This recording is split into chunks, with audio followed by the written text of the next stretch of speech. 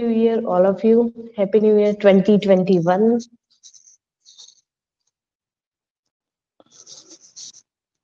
And good morning.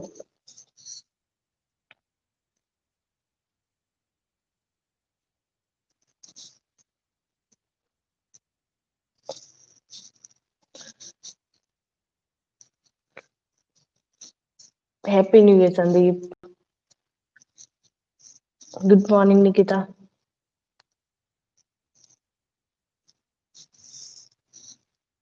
Good morning, Yashaj.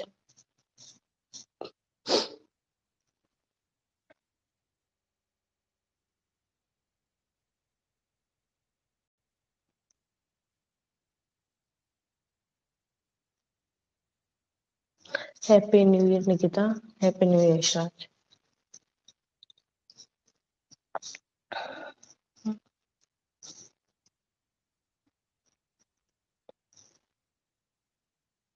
Good morning, Sandeep. सबके लिए अच्छा रहे ये साल. सब हेल्दी रहे. फैमिली में फ्रेंड्स, रिलेटिव्स सब अच्छे रहेंगे. तभी अपन अच्छे हैं.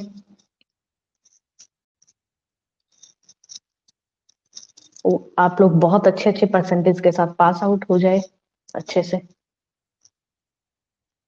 और क्या चाहिए बताओ. बहुत है इतना तो.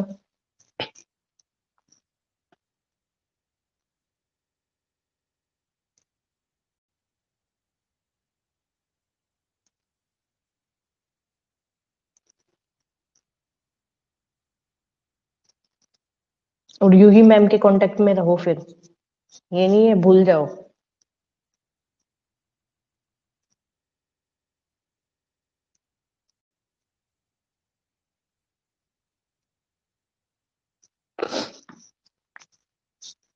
सही है ना यशराज.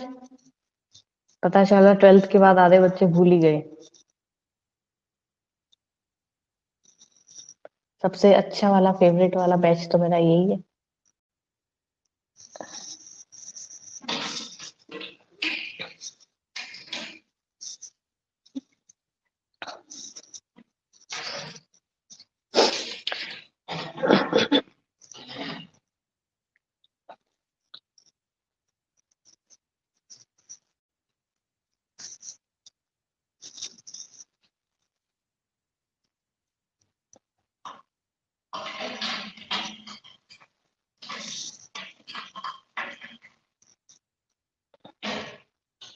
हैप्पी न्यू ईयर सीमा.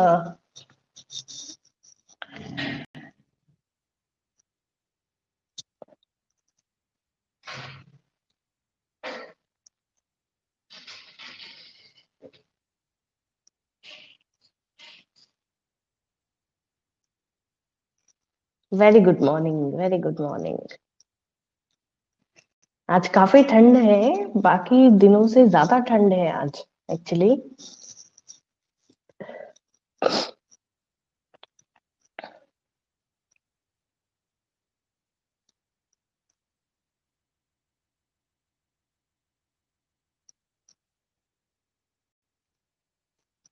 मैं कैसे कर दूं. मैं तो काहे की छुट्टी कर दूं बताओ. आप लोगों को अच्छे से पता है. मैं तो खुद आज पता है पहली बार ऐसा हुआ था कि भी थोड़ा सा जैसे पता नहीं क्या थोड़ा सा उठने में आलस रहा आज. ऐसा लग रहा था कि हाँ एक दिन का तो गैप होना ही होना चाहिए था. और कुछ क्या है फिर फैमिली में सब लोग अच्छा आज छुट्टी नहीं है. आज छुट्टी नहीं है. मैंने कहा नहीं आज कोई छुट्टी नहीं है. ये भी होता है.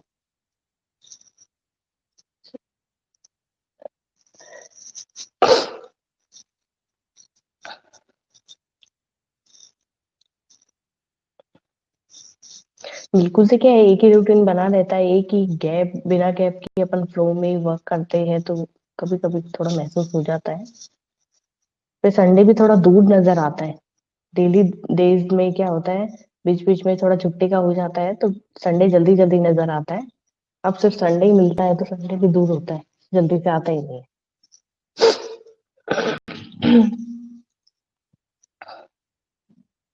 जी, और आप उसी इंटरनेशनल स्कूल में पढ़ रही हो।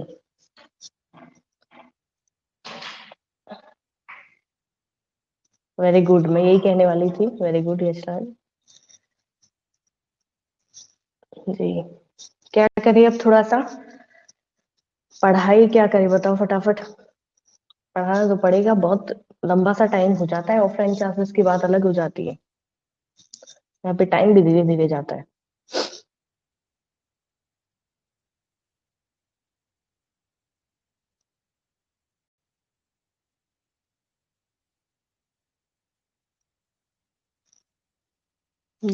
अब एग्जैक्ट आपकी आप अपना टाइमिंग थोड़ा सा सेट करके बताओ ना, कि मेरे यहाँ पे 8:13 हुआ है।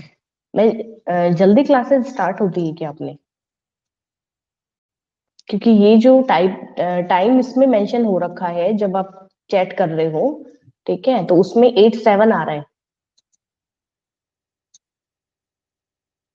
जी, 8:07 आ रहा है, हाँ हाँ हाँ। तो इट मीन्स अपनी क्लास जल्दी शुरू हुई है,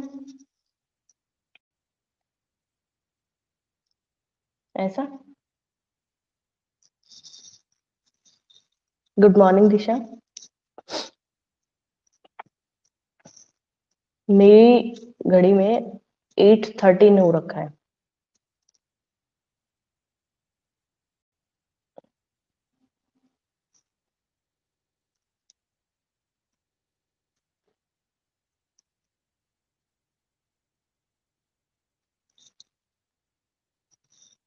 अच्छा, ये उससे पहले स्टार्ट ही नहीं होता होगा, ऐसा है ऑटोमेटिक वाला ऐसा सिस्टम।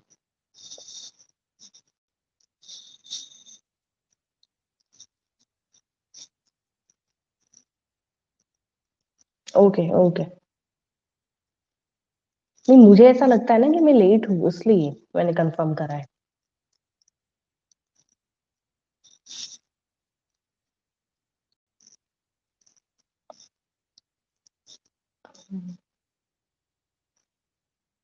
जी, मतलब मेरे यहाँ पे 8:05 या 8:07 हो रहा है, तब एग्जैक्ट टाइम 8 o'clock का रहेगा।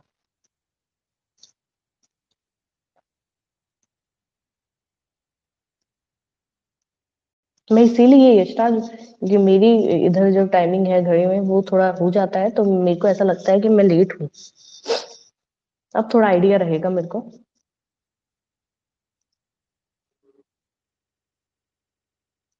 लेट नहीं होनी चाहिए, जल्दी आ जाए कोई दिक्कत नहीं है, लेट नहीं। जी, बताइए संदीप। बताओ भाई, डिस्कशन का क्या कर रखे हैं, कैसे करें?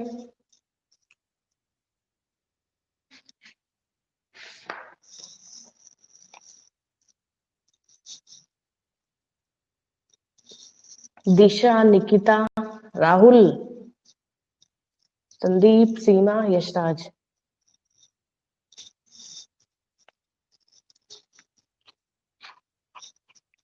प्लीज, मैं रिक्वेस्ट कर रही हूँ, क्लास के बीच में लॉग आउट मत किया कीजिए आईडी, और जाओ उससे पहले बता के जाया करो।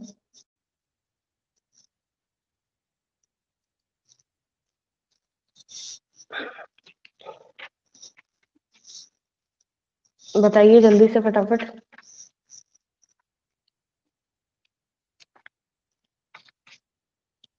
ठीक है, और बाकी संदीप कह रहे मैम प्रीवियस क्वेश्चंस है वो पर डिस्कस कर सकते हैं। बाकी सब स्टूडेंट्स बताओ भाई फटाफट।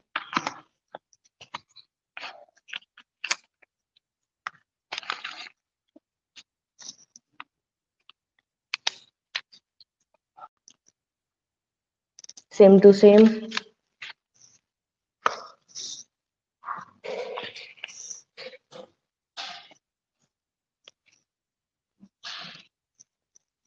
आज बाकी दिनों से ज्यादा ठंड है।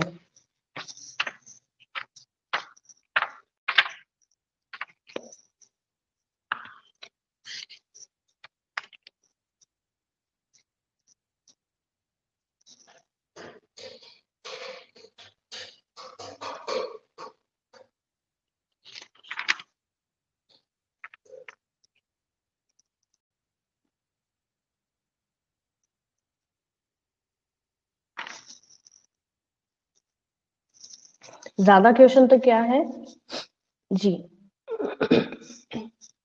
ज्यादा क्वेश्चन तो क्या है अपने कि जो चैप्टर्स कट हुए ना वो बड़े इंपॉर्टेंट चैप्टर्स थे। जैसे 9 का चैप्टर हुआ, 10 का चैप्टर हुआ, जीएसटी से भी काफी क्वेश्चन है वो आपके आते थे।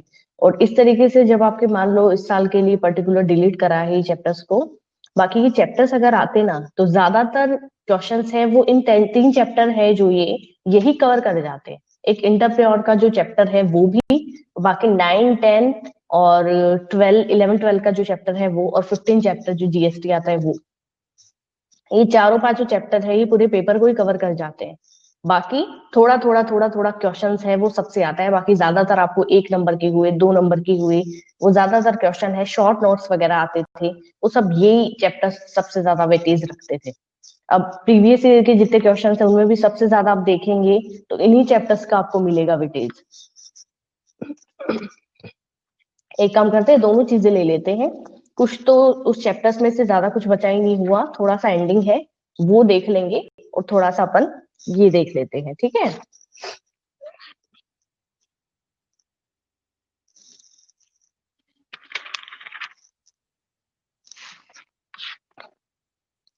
अच्छा, किसी ने, जैसे मैं ये करवाती हूँ प्रीवियस ईयर के क्वेश्चंस, तो किसी ने और कोई क्वेश्चन है वो देखे थोड़े से, मतलब एक दो क्वेश्चन अगर एक्स्ट्रा जो मैंने करवाए हैं उनके अलावा, किसी के भी दिमाग में है ऐसे कोई क्वेश्चंस, बताओ।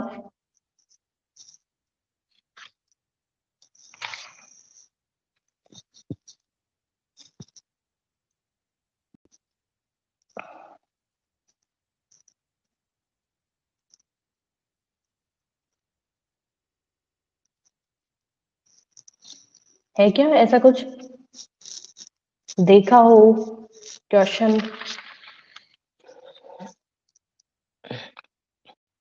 कहीं से भी पढ़ा हो, देखा हो?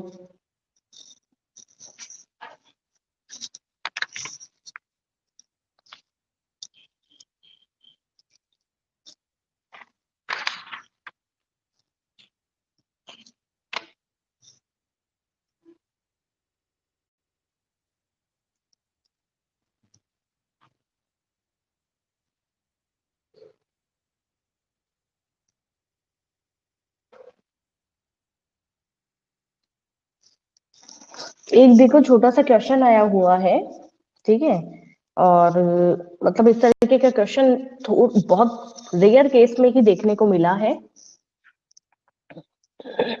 साउंड हेल्थ का था 2019 में जी। साउंड हेल्थ वाला किस में इन्वॉल्व करेंगे आप लोग, बताइए। 2 चैप्टर्स में इन्वॉल्व होंगे ये वाला क्वेश्चन आपका। कौन कौन से चैप्टर्स में इन्वॉल्व करेंगे, इंक्लूड करेंगे साउंड हेल्थ वाला क्वेश्चन, जो कि संदीप कह रहे 2019 में था, बताइए।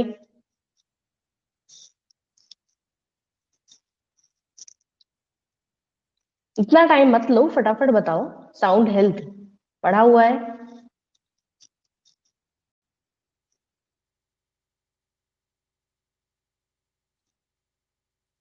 सीमा, यशराज, निकिता।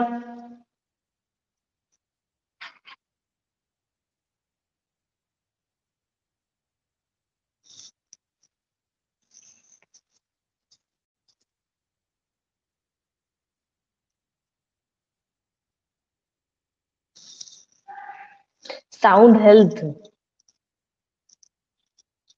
लीडरशिप पढ़ा था कि नहीं पढ़ा था? उसके बाद एंटरप्रेन्योर की, अब आया कुछ याद?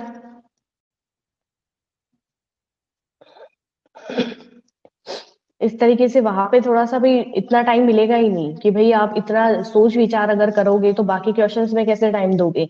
साउंड हेल्थ, लीडरशिप में आया था कि नहीं आया था, लीडरशिप की क्वालिटीज को लेके, एंटरप्रेन्योर चैप्टर नंबर 11, उनकी क्वालिटीज की जब अपन बात करते हैं उसमें भी साउंड हेल्थ का पॉइंट आता है। तो सिर्फ साउंड हेल्थ पे अगर शॉर्ट नोट टाइप दे रखा है तो आपको उस तरीके से डिफाइन करना है एक पर्टिकुलर क्वालिटी, ठीक है। और अगर लीडरशिप का नाम आ रहा है तो लीडरशिप को ऐड करके और फिर आपको साउंड हेल्थ को डिफाइन करना है। था कि नहीं था, बताओ सीमा।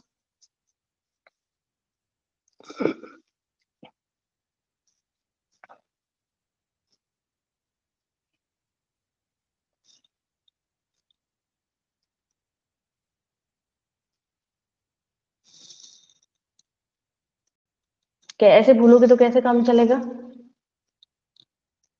बताओ फटाफट। एक क्वेश्चन यहाँ पे आ रहा है अपना, यू आर ए मैनेजर, ठीक है, सुनिएगा ध्यान से। अच्छा क्वेश्चन है, इजी है। You are a manager, explain the social responsibilities of the manager up to the employees. ठीक है, आप एक मैनेजर खुद को यहाँ पे अज्यूम करेंगे और आप एक्सप्लेन कीजिए कुछ सोशल रिस्पॉन्सिबिलिटीज जो कि मैनेजर की बनती है, किसके फेवर में? एम्प्लॉयज के फेवर में। क्या क्या रिस्पॉन्सिबिलिटीज बनती है एक मैनेजर की एम्प्लॉयज के को लेके, एम्प्लॉयज के फेवर में? बताइए।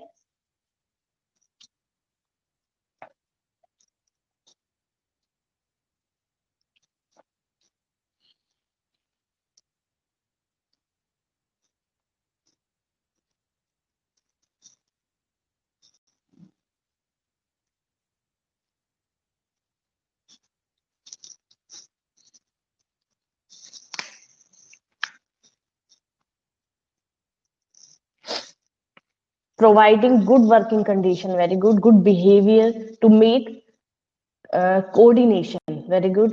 Friendly environment, कोऑर्डिनेशन में सबको रखना। ठीक है, एक होता है जब अपन social responsibilities point word use कर लेते हैं ना, कहीं भी आपको ऐसा आ जाए कि भाई एक मैनेजर के लिए आप सोशल रिस्पॉन्सिबिलिटीज क्या रहेगी एम्प्लॉयज के लिए, या फिर एक प्रोड्यूसर है उनकी social responsibilities, corporate social responsibilities, CSR word use हो जाए आपको कहीं भी, ठीक है, तो वहां पे एक चीज पॉइंट है, वो आंख बंद करके लिख देना। मतलब आंख बंद करने का मतलब सोचे बिना आप लिख सकते हो कि यहाँ पे प्रॉफिट मैक्सिमाइजेशन की बात करी गई है। ठीक है, प्रॉफिट मैक्सिमम। ठीक है, ये पॉइंट आप इजीली लिख सकते हो। जैसे कि मैं आपको काफी सारे पॉइंट्स के अंदर ये बताती हूँ ना कि ऑप्टिमम यूटिलाइजेशन ऑफ रिसोर्सेज, इस पॉइंट के लिए सोचना ही नहीं है, आप इजीली मेंशन कर सकते हो, गलत नहीं होगा।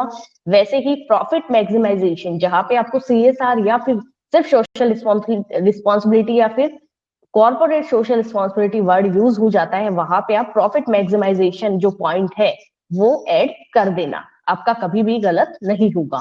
क्योंकि जितने भी एम्प्लॉयज है, जितने भी वर्कर्स, जितने भी प्रोड्यूसर्स या मैनेजर्स या हाई अथॉरिटी की अपन बात करेंगे, वो हमेशा एम्प्लॉयज या सोसाइटी या उनके वेलफेयर के लिए जब भी कुछ कर रहे हैं तो प्रॉफिट मैक्सिमाइजेशन। ठीक है, इसके अंदर क्या है, ज्यादा से ज्यादा एक प्रोड्यूसर का जो मतलब कोई भी एक कंपनी का या कोई भी फर्म का जो एक होता है कि भाई ऑब्जेक्ट, वो क्या होना चाहिए? प्रॉफिट मैक्सिमाइजिंग करना, प्रॉफिट अर्न करना। अब एक मैं आपको बताती हूँ, आपका चैप्टर नंबर 11 के अंदर ही आएगा, 11 नहीं 13 उसके अंदर आएगा, जिसके अंदर मैंने ये चीज आपको पहले भी बोली थी।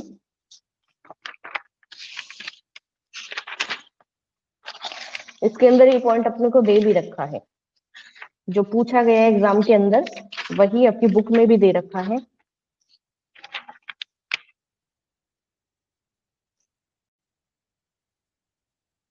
जी, प्रॉफिट मैक्सिमाइजिंग का मैंने बताया था आपको। इसके अलावा ये था ट्रस्टीशिप और क्वालिटी ऑफ लाइफ।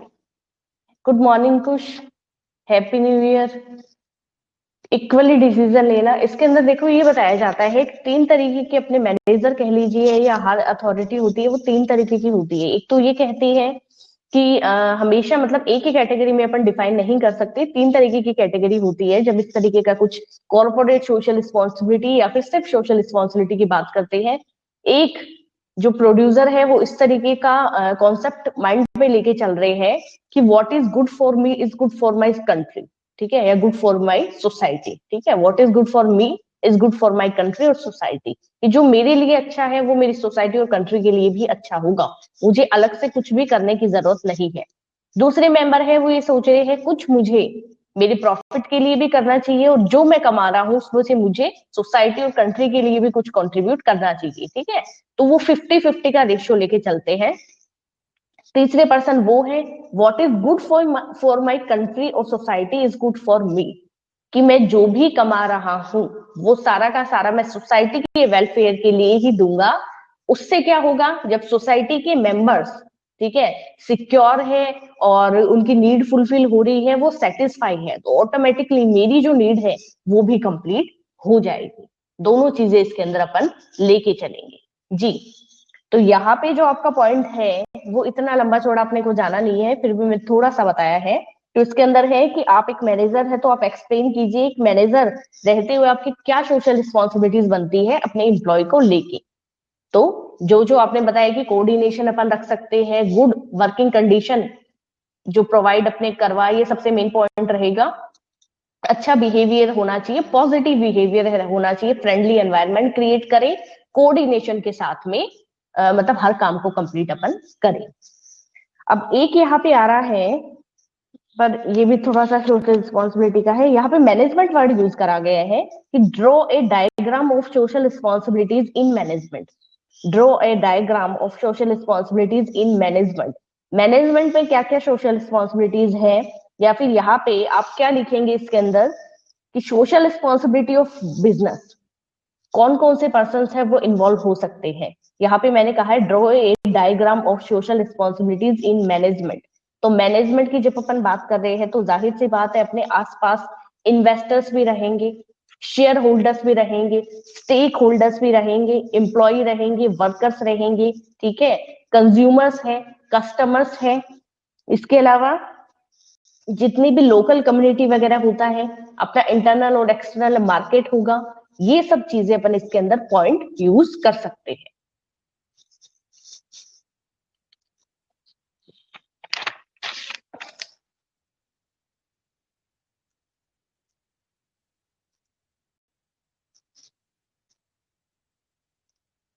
देखो, दो क्वेश्चन आप लोगों के आए हुए हैं 6 मार्क में, तो ऑब्वियसली मतलब आपको ऑप्शन तो मिलेंगे इसके अंदर, ठीक है। ऑप्शन में देखना दोनों में से कौन सा क्वेश्चन आप प्रेफर करेंगे। पहला क्वेश्चन बताना अपना अपना कि कौन सा क्वेश्चन किसको आ रहा है। Assume you are a manufacturer, पहला क्वेश्चन है आप लोगों के लिए। Assume you are a manufacturer, which of the sales promotion methods would you adopt to attract the trader. ये क्वेश्चन बहुत बार आया है, ठीक है, ये क्वेश्चन पीछे के पेपर में बहुत बार आया है। Assume you are a manufacturer of the sales promotion method, would you adopt the attract the trader. Trader को अट्रैक्ट करने के लिए आप खुद को एक अज्यूम करिए, सबसे पहले आप एक मैन्युफैक्चरर है, प्रोड्यूसर है, तो आप ट्रेडर्स को अट्रैक्ट करने के लिए कौन से सेल्स प्रमोशन मेथड्स है वो अडॉप्ट करेंगे, गिव सजेशन। पहला 6 मार्क में ये क्वेश्चन है। दूसरा ऑप्शन आपको दे रखा है, और ठीक है, दूसरा क्वेश्चन है as a sales manager which of the medium of advertising would you like to use to encourage the sales. ये क्वेश्चन भी बहुत बार रिपीट हुआ है, दोनों ही बड़े इजी है। पहले भी कहा है, आप अज्यूम करिए खुद को एक मैन्युफैक्चरर या प्रोड्यूसर, कौन से सेल्स प्रमोशन मेथड्स है वो अडॉप्ट करेंगे आप किनको इंक्रीज करने के लिए, सॉरी ट्रेडर्स को अट्रैक्ट करने के लिए, ठीक है, सजेशन दीजिए। दूसरा है आप एक सेल्स मैनेजर हैं, एडवर्टाइजिंग में अपने जितना भी सेल्स है उसको इंक्रीज करने के लिए एडवर्टाइजिंग का कौन सा मीडियम है वो आप यूज करना पसंद करेंगे, बताइए दोनों में से कौन सा क्वेश्चन, पहला या दूसरा। आई होप दोनों क्वेश्चन आपको आते होंगे, बड़े इजी क्वेश्चन है।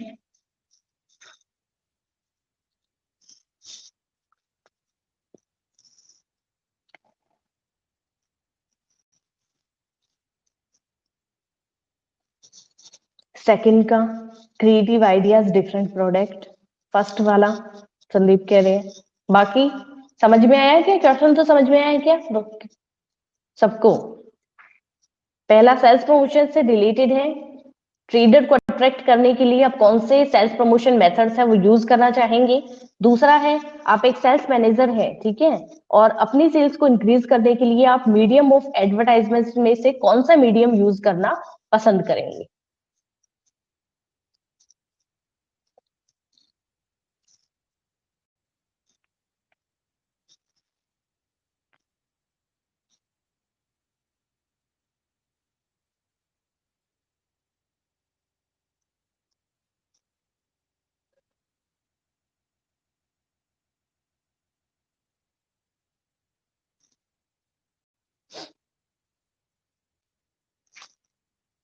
इशिता भी कह रहे फर्स्ट वाला, राहुल कह रहे फर्स्ट वाला, यशराज सेकंड।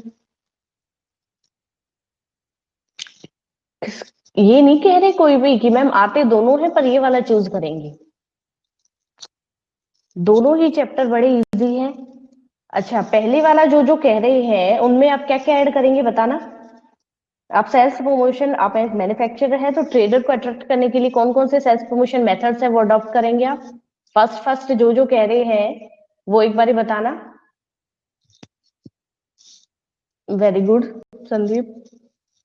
और सेकंड वाले आ जाओ भी, निकिता यशराज, सेकंड वाले में क्या ऐड करेंगे। सीमा कहाँ गए।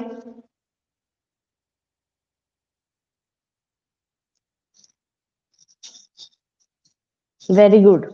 न्यूज़पेपर कर सकते हैं अपन यशराज, डायरेक्ट मेल वाला भी मैंने बताया था आपको, ठीक है, कि उसमें आजकल ये होता है कि डायरेक्टली अपन फोन वगैरह या बाय पोस्ट वगैरह भी अपन कर सकते हैं, मैगजीन का अपन सहारा ले सकते हैं। Very good. Newspaper, television, radio, और इसके अंदर संदीप ने कहा है अलाउंसेस हुआ, स्पेशल फैसिलिटी हुआ, ट्रेनिंग हुआ। Very good very good. External medium, बिल्कुल बिल्कुल सही है।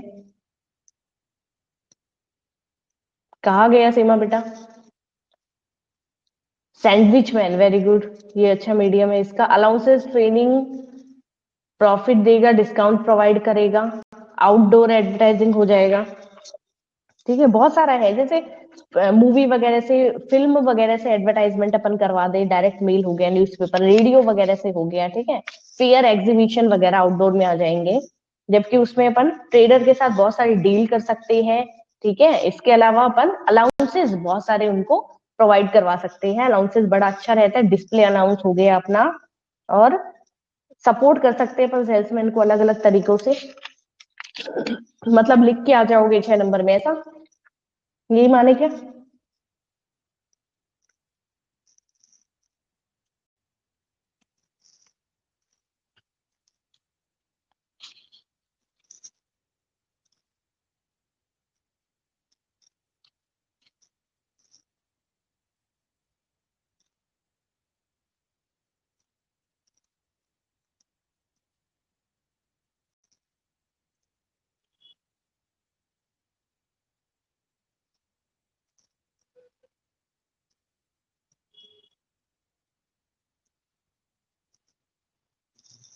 देखो, एक अच्छा सा 1 नंबर का क्वेश्चन है, पेंसिल वगैरह पेन वगैरह लेके बैठे हो तो लिख लेना कि एक बार अपना स्टार्टिंग में आया हुआ भी है, और 1 नंबर में पूछ भी लेते हैं, और नहीं भी पूछ रहे तो भी पढ़ना है। यहाँ पे explain the classification of function of management by Gulick, ठीक है। लूथर गुलिक एक प्रोफेसर है, उन्होंने और मैनेजमेंट के फंक्शन को कैसे क्लासिफाई करा है। पेंसिल या पेन ले रखा है तो बुक में कहीं भी मार्क कर लेना। लूथर गुलिक ने, जैसे आपको ध्यान हो तो अपन ने बहुत सारे फंक्शंस पढ़े थे मैनेजमेंट के, जिसमें प्लानिंग हुआ, ऑर्गेनाइजेशन हुआ, डायरेक्टिंग हुआ, स्टाफिंग हुआ, कंट्रोलिंग हुआ, कोऑर्डिनेशन हुआ, कम्युनिकेशन हुआ, इनोवेशन हुआ, सब पॉइंट पढ़े थे।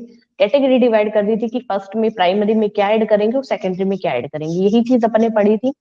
अब गुलिक क्या कह रहे हैं, प्रोफेसर गुलिक, ठीक है। एक मैनेजमेंट की बुक में भी एक वर्ड आपका आया हुआ है इस तरीके का, जिसको यहाँ थोड़ा सा डिस्क्राइब से कर दिया कि 1 नंबर में पूछा हुआ क्वेश्चन है ये, 2 नंबर में, सॉरी 1 नंबर में नहीं, 2 नंबर में।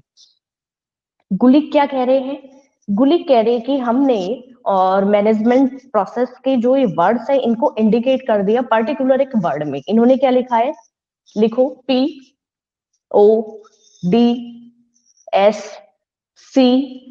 CORB, लिख लिया पूरा वर्ड, PODS CORB, लिखा कि नहीं लिखा, फटाफट बताओ।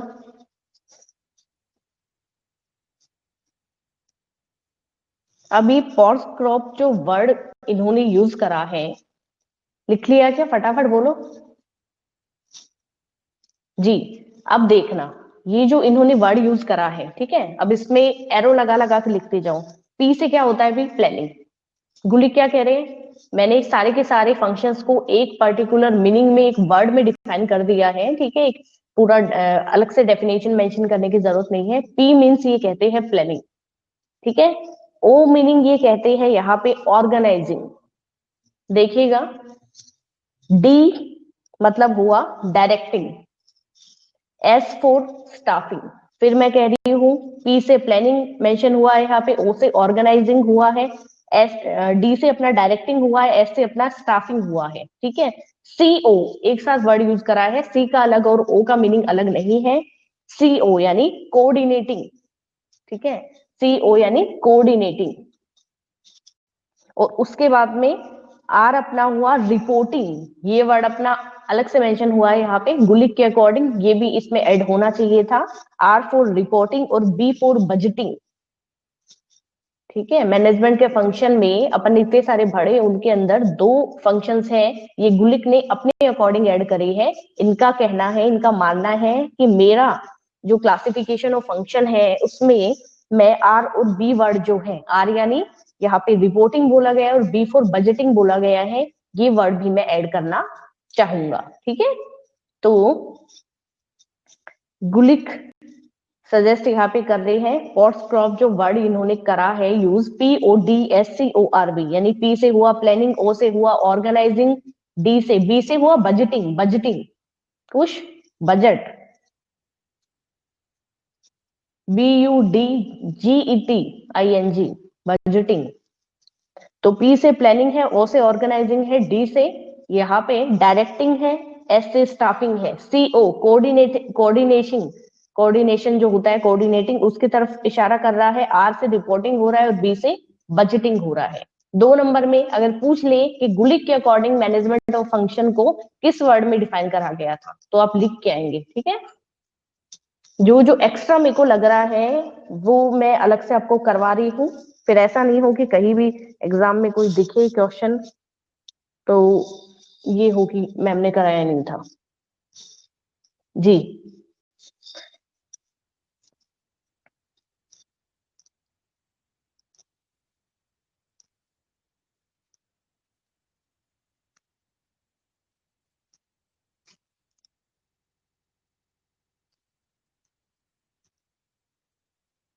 अब देखो ये कह दिया आपको कि what is the definition given by Lawrence एप्ले, what is the definition given by Lawrence एप्ले of management. ठीक है, ये अपन यहाँ पे दे दिया 1 नंबर में। अब मैंने समझाया हुआ है कि किस तरीके से लिखोगे, बताओ। इन्होंने कहा है what is the definition of management given by Lawrence एप्ले, बताओ क्या लिख के आओगे। लॉरेंस एप्ले की डेफिनेशन अगर दिमाग में नहीं है, इतनी डेफिनेशन तो रट नहीं सकते, लर्न नहीं कर सकते, तो क्या लिख के आओगे वहां पे। अलग से ही कह दिया पर्टिकुलर बंदे ने कि भाई इस प्रोफेसर की डेफिनेशन बतानी है। अब डेफिनेशन लॉरेंस एप्ले की अलग से आपने पढ़ी नहीं है, तो लिख के क्या आएंगे वो बताओ।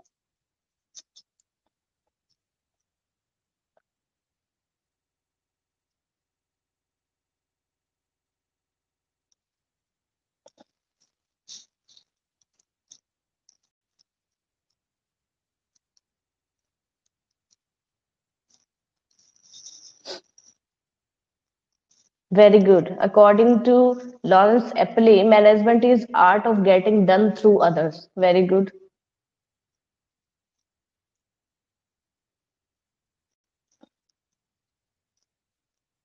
निकिता कह रहे हैं management is the art of getting work done through others. ऐसे लिख सकते हो, मेरे को उसकी डेफिनेशन भी आती है। बिल्कुल आराम से लिख सकते हो, अगर डेफिनेशन आती है ठीक है, बहुत अच्छा है। अगर नहीं आती है, साथ में आप यशराज डेफिनेशन आप ये ऐड कर दो, कोई दिक्कत नहीं है, पर पहले आप ये लिखेंगे according to professor Lawrence Appley. ठीक है,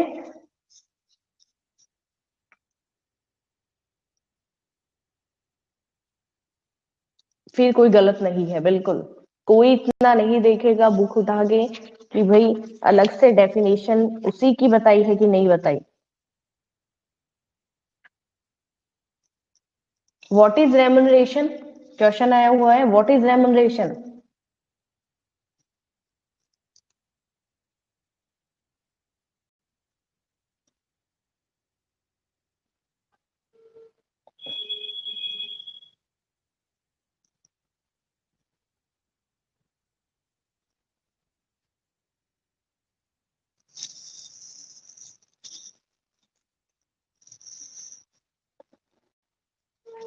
payment according to their work.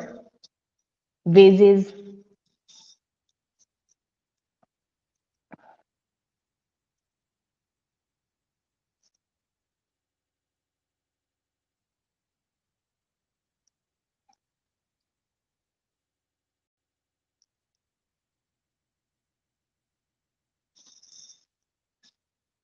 Profit given to employees, इसमें ये भी लिख सकते हो कि दो तरीके की मोटिवेशन, सॉरी, दो तरीके की रेम्युनरेशन है वो अपन पे कर सकते हैं। एक होता है फाइनेंशियली, जो डायरेक्ट मोटिवेट करने का काम कर रहा है, ठीक है, एम्प्लॉयज को। एक होता है नॉन मॉनेटरी, ठीक है, जो कि कॉम्प्लीमेंट अपन कह सकते हैं, जो ज्यादा क्रेडिट्स वगैरह अपन कह सकते हैं, रिस्पॉन्सिबिलिटी की बात अपन कह सकते हैं, ठीक है। और मॉनेटरी क्या कह रहा है, कंपनसेशन, बोनस वगैरह, ये सब चीजें जो जो दिमाग में आ रहा है उससे रिलेटेड सब लिख के आ जाना। टाइम को देखते हुए, क्वेश्चन के वेटेज को देखते हुए, ये नहीं है वहां पे बड़ा सारा पैराग्राफ लिख दो, पता चला क्वेश्चन दो ही है तो वो दो ही देगा, चार नहीं देगा। Profit given to employees, the payment of work done by employees, very good. एक क्वेश्चन यहाँ पे आ रहा है भाई अपने सामने, डिफाइन प्रिंसिपल। डिफाइन प्रिंसिपल है कुछ दिमाग में, क्या लिखेंगे? सबसे पहले, principles refer to be a fundamental truth, सबसे पहली लाइन तो यही ऐड कर देना, ठीक है, कि प्रिंसिपल्स को अपन रेफर करें पर्टिकुलर, ठीक है, तो प्रिंसिपल का मीनिंग एक फंडामेंटल ट्रूथ है, जिसके अंदर अपन क्या कर सकते हैं, थॉट्स भी ऐड कर सकते हैं, सिचुएशन भी ऐड कर सकते हैं, ठीक है। और ये दोनों चीजों पे डिपेंड करेगा, किस किस पे, कॉज और इफेक्ट पे। प्रिंसिपल्स के अंदर दोनों चीजें अपनी ऐड हो सकती है, कॉज भी और इफेक्ट भी। Set of rule and regulation, very good, based on experience, बिल्कुल। Yashraj,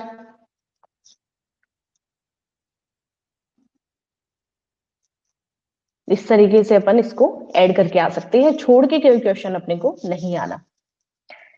when does Henry fuel book published, नाम बताओ और कब पब्लिश हुई थी वो भी बताओ। When does Henry fuel book published?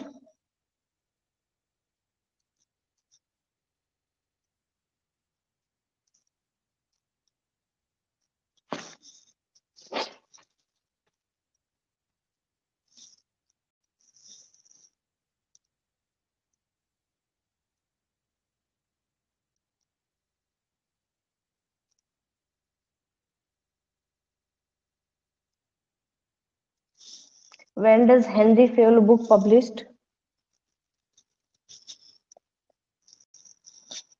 Theory Z के नाम से हुई थी क्या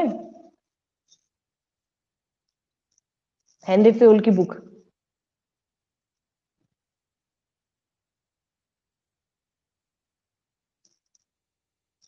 खोल के देखना एक बारी, नोट्स बताना एक बारी।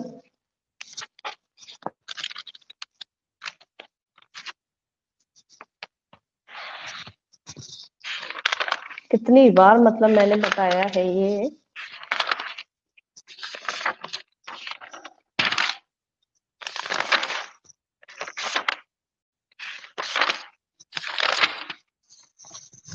एक सेकंड, बुक का नाम है 1917 के, सीमा, वेरी गुड।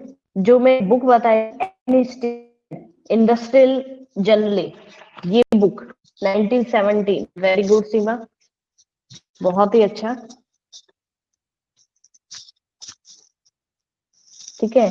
अच्छा, इसके अंदर क्या दे रखा है, थोड़ा बहुत, जैसे कभी किसी किसी जगह पे 1916 मेंशन किया हुआ है, और आपकी बुक है या अदर बुक की अपन बात करें 1917 मेंशन कर रखा है, तो अपन जो बुक में अपने को दे रखा है अपन वही ऐड करेंगे, 1917 ही अपन मेंशन करेंगे। काफी सारी बुक्स आप देखेंगे उसके अंदर 1916 दे रखा है, वो चीज ऐड नहीं करेंगे। थ्योरी जेड है, विलियम आउची की थ्योरी थी, कंफ्यूज मत हो। मैं बार बार कह रही हूँ, जो ये एक एक दो दो वाले पॉइंट जो है ना, ये तो आप लोग क्या है, जो आपकी जनरल एंड इंडस्ट्रियल मैनेजमेंट जो आपका आया था 1917 के अंदर, मैंने बताया भी था ये वाली बुक आपको, देखो, जो कि अलग अलग लैंग्वेजेस में हुआ था आपका पब्लिश। जी निकिता, आपने 1929 वाला वो कहा है, जो कि आगे जाके इसका एक इंग्लिश वर्जन आया था ना इस बुक का, वो आप कह रहे हैं, बिल्कुल। ये कह रहे हैं सबसे पहले जब अपन बात करें कि इंटायर लाइफ का एक्सपीरियंस लेते हुए इन्होंने सबसे पहले बुक कब लिखी थी, बहुत सारी बुक्स लिखी थी, ठीक है। इनमें से सबसे पहली बुक जो थी फ्रेंच लैंग्वेज में इन्होंने पब्लिश करी थी, वो थी 1917 में, जो की थी जर्नल ऑफ इंडस्ट्रियल मैनेजमेंट।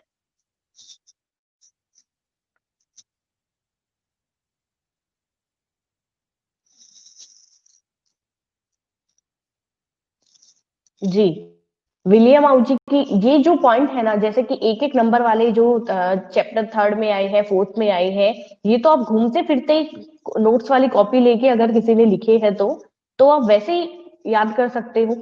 अच्छा, इन चैप्टर्स का मैंने नोट्स लिखवाया है, तो ऐसा कहीं भी लगा क्या कि कुछ फायदा हुआ है, या फिर ऐसा लगा कि बुक में ज्यादा मटेरियल था, जो थर्ड चैप्टर है या फोर्थ चैप्टर है इनके, ऐसा कुछ लगा कि हाँ लिखवाया था, जो नोट्स लिखवाए थे उनसे कुछ फायदा हुआ है? इनमें मैंने क्या किया है, थोड़ा सा छटनी कर दी है। जैसे कि जो जो काम की चीजें थी, जहां जहां लिखना चाहिए था, वो सब चीजें एक जगह रखी है, और बाकी जो काम की नहीं थी उनमें मैंने अलग से वो कर दिया था। तो इन चैप्टर्स के लिए मैं सजेस्ट करूंगी आपको कि जैसे कौन सी ईयर में कौन सी बुक आई थी, क्या पब्लिश हुआ था, या कौन से थ्योरी क्या, कौन से प्रिंसिपल्स के अंदर क्या ऐड है, तो आप इजीली नोट्स का ही सहारा लेना इन दो तीन चैप्टर्स के लिए। तो प्रिंसिपल्स वगैरह इन्हीं थ्योरी इन्हीं चैप्टर्स में है, आगे जाके तो ये प्रिंसिपल्स वगैरह है भी नहीं। तो आप नोट्स घूमते फिरते बैठते उठते कॉपी साथ में रखा करो, याद करते जाया करो। यहाँ पे अच्छा लगा मेरे को, सीमा को ध्यान है, निकिता को भी ध्यान है, ये दोनों ही चीजें। निकिता ने बस ये कहा है कि बाद वाला बुक है उनका नाम ले दिया। अगर याद नहीं आ रहा है निकिता, तो 1929 ही मेंशन कर देना वहां पे, पर मेंशन करके आना, ठीक है। खाली छोड़ने से अच्छा तो जैसा अपने को आता है अपन वैसा ही लिख के आए। पढ़ते नहीं हो, पढ़ते कम हो, क्या बात है?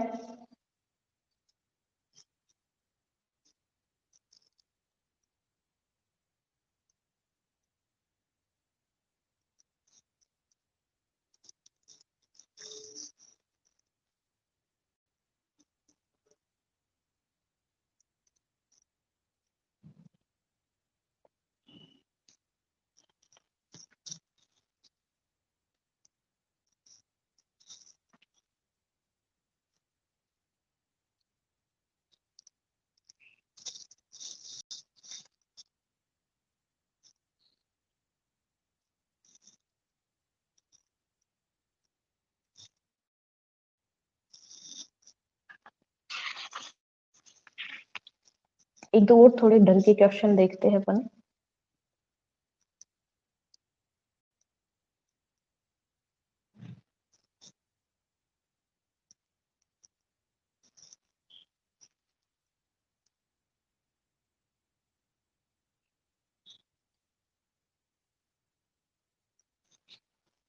ये बताइए भी।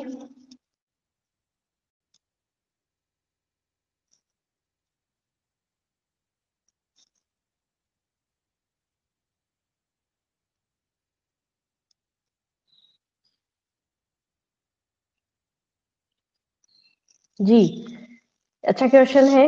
Name two marketing management strategy, any two marketing management strategy. Market में कंज्यूमर बनाने हैं, माल बेचना है, ठीक है, प्रोडक्ट है वो सेल आउट करना है, कौन सी, और क्विकली डिसीजन लेना है, कौन सी दो स्ट्रेटेजी को अडॉप्ट करेंगे? Name any two marketing management strategies, बताइए।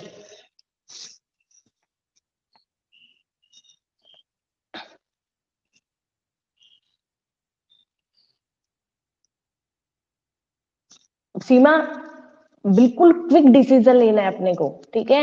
अब अपने पास इतना टाइम नहीं है कि अपन एनालिसिस करें मार्केट का, तो बिल्कुल क्विक, अगर कोई भी दो मार्केटिंग मैनेजमेंट स्ट्रेटेजी अगर करनी हो तो कौन कौन सी करोगे? ठीक है, आपको अपना जितना भी प्रोडक्ट है वो सेल आउट करना है मार्केट में। सेल्स प्रमोशन, ये बिल्कुल हटा दो, ये सब एडवर्टाइजिंग का भी टाइम नहीं है। सबसे पहले देखो, कंज्यूमर को आप फीडबैक सर्विसेज प्रोवाइड करवा दो, या कंज्यूमर को सपोर्ट सर्विसेज आप दे दो। जैसे कि आपने क्या दिया, आपने गारंटी वारंटी इस तरीके का सब दे दिया। डिस्काउंट बहुत अच्छा ऑप्शन हो सकता है क्विक के लिए। फिर है आप डोर टू डोर जब डिस्ट्रीब्यूट कर रहे हो ना, ठीक है, जिसको अपन फिजिकल डिस्ट्रीब्यूशन भी कह सकते हैं, जैसे कि डोर टू डोर आप पर्सनल सेलिंग आप कर रहे हो जैसे, तो वो आपके लिए सबसे क्विक होगा। ठीक है, इसके अलावा आप बताओ।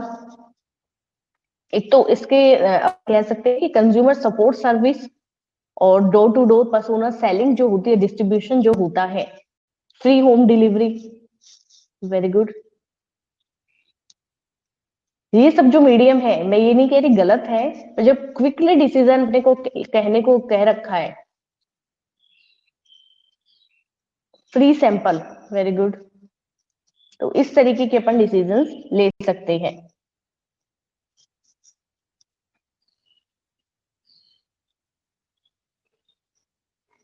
How how marketing management is important to consumer, give any two reasons. How marketing management is important to consumers, give any two reasons. Marketing management consumers के लिए कैसे इंपॉर्टेंट है भाई, कोई भी दो रीजन बताइए।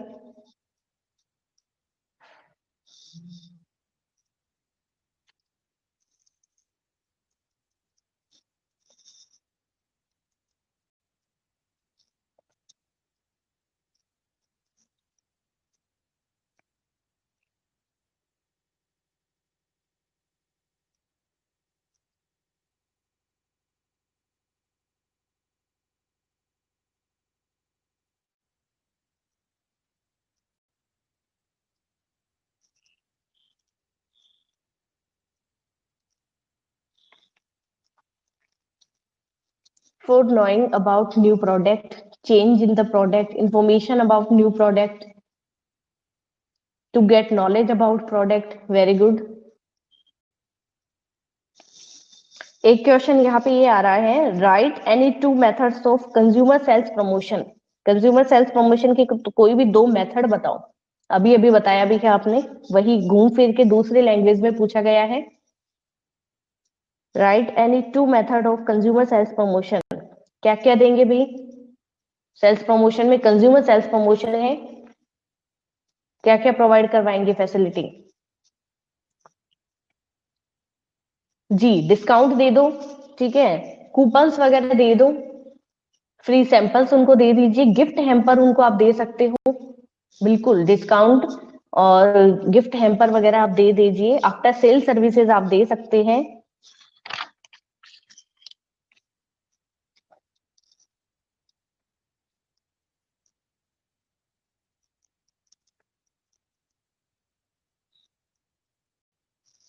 डिफाइन सैंपल, डिफाइन सैंपल या सैंपलिंग भी अपन कह सकते हैं। एक लाइन में डिफाइन करना हो क्या कहेंगे, डिफाइन सैंपलिंग।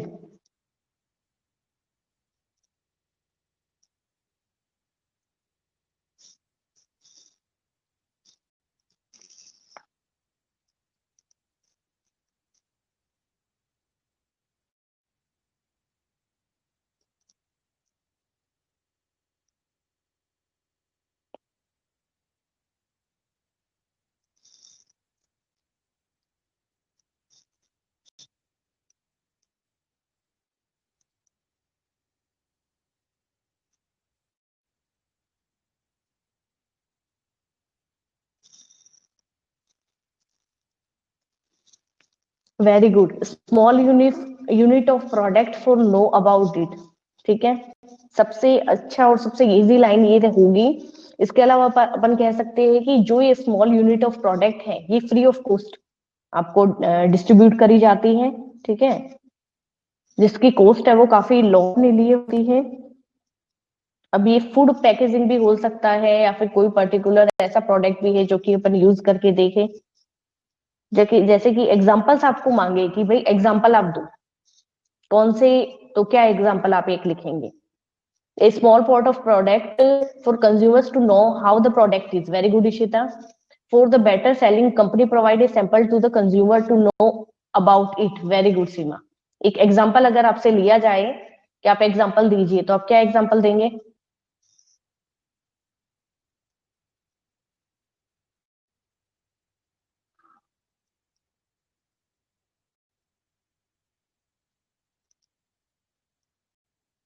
पोलियो।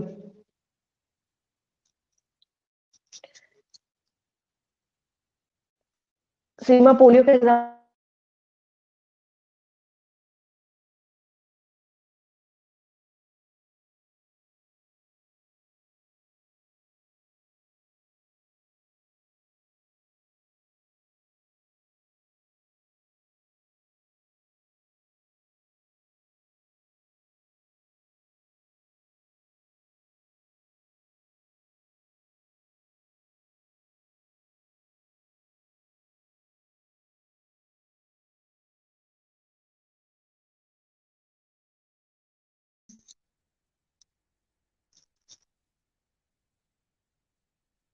हाँ, कोई बात नहीं, चलो।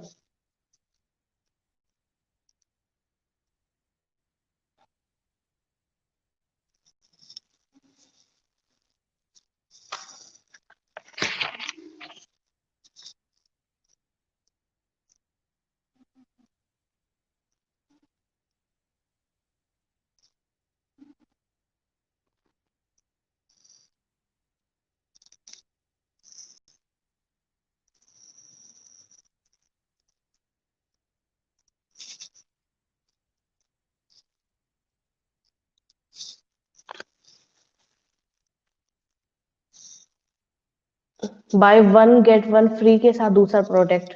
बिल्कुल। आज तो अपन ने बहुत सारे क्वेश्चन है वो डिस्कस कर ली।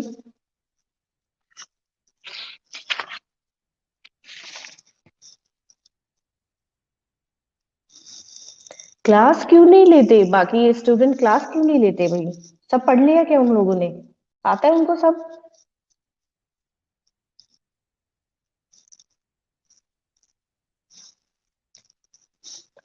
बताओ भाई, राय दो अपनी अपनी।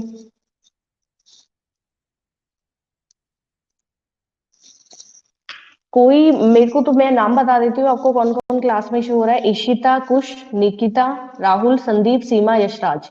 बस। उसके अलावा बाकी कहाँ है सब? क्या हो रहा है ये? बहुत ही बड़े हो गए 12th वाले तो भाई बच्चे।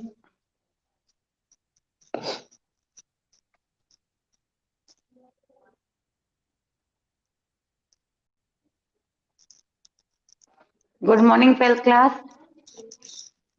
Morning, ma'am. Very good morning ma'am. Happy New Year to you all. Happy new year ma'am, happy new year. Children, no English class today. Ma'am आज इंग्लिश क्लास नहीं है। Okay okay ma'am. Okay ma'am. Okay, thank you ma'am. No English class today.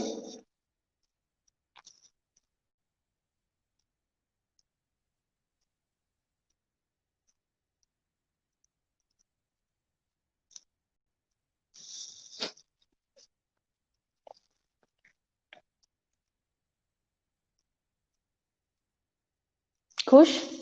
अब तो BST के बाद English का class नहीं है, अब तो खुश हो गए होंगे। सीमा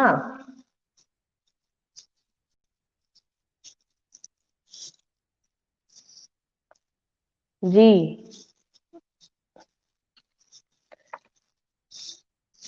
जो लोग क्लास लेते हैं उनके लिए तो मैं यही कहूंगी कि आप रेगुलर में क्लास लेते रहो।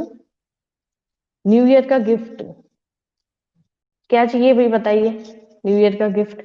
अच्छा, इंग्लिश का क्लास नहीं है वो वाला क्या? बिल्कुल। ठीक है, ये सरप्राइज था आप लोगों के लिए न्यू ईयर का, कि आपका एक क्लास है वो इजीली आप ब्रेकफास्ट वगैरह जो भी लेना चाहे ले सकते हो आराम से। ठीक है।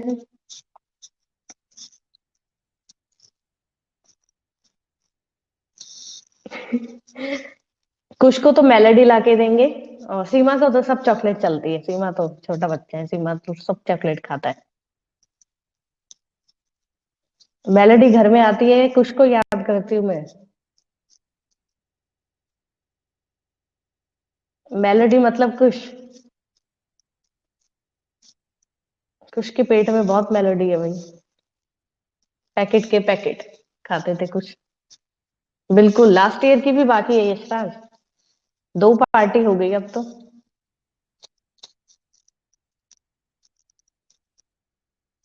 जी। अच्छा, न्यू ईयर की भी 3 पार्टी हुई, 3 पार्टी। जी, बिल्कुल 3 पार्टी। अभी ऑफलाइन क्लासेस जब स्टार्ट होगी ना, तब अच्छा रहे, तो बिल्कुल आपकी पार्टी, पक्का। ठीक है, क्लास कंप्लीट करें। अगेन हैप्पी न्यू ईयर सबको। सब खुश रहे, हेल्दी रहे, आप लोग अच्छे से पढ़ो और आपके बहुत अच्छे अच्छे परसेंटेज के साथ आप पास आउट होके निकलो भाई स्कूल से। यही अच्छी अच्छी ब्लेसिंग्स आप सब लोग के लिए।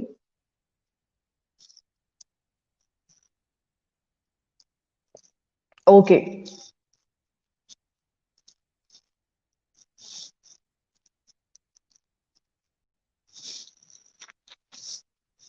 Bye Yashraj, most welcome. Bye Kush, bye Ishita.